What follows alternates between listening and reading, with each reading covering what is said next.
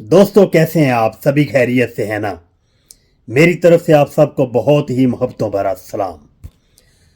जैसा कि आपको मालूम है कि इस वक्त दुनिया में जो ऑनलाइन शॉपिंग है ना, इसका ट्रेंड बहुत ज़्यादा है।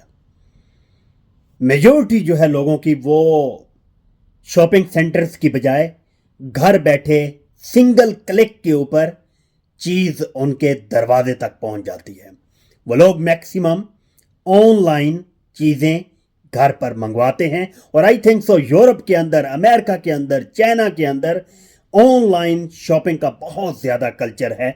और अल्लाह का शुक्र है कि मैं समझता हूं कि इस वक्त पाकिस्तान के अंदर भी ऑनलाइन शॉपिंग का जो ट्रेंड है ना, वो उभर रहा है।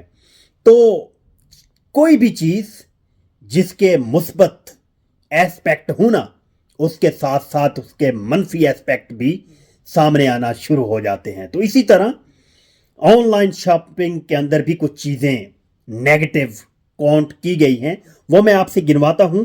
और मैं ये समझता हूं कि इस वीडियो को सुनने के बाद आप ज़रूर उनसे बचने की कोशिश करेंगे।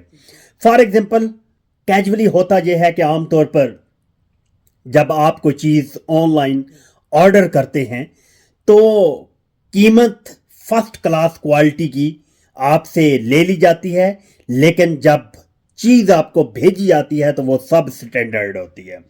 वो चीज़ काबिल कबूल नहीं होती according to that price which you have been paid. Second, आमतौर पर यह भी देखा गया है या सुनने में चीज़ें आती हैं कि आप कोई चीज़ परचेज करने के लिए पेमेंट करते हैं तो वो चीज़ आपको सिरे से मिलती ही नहीं है।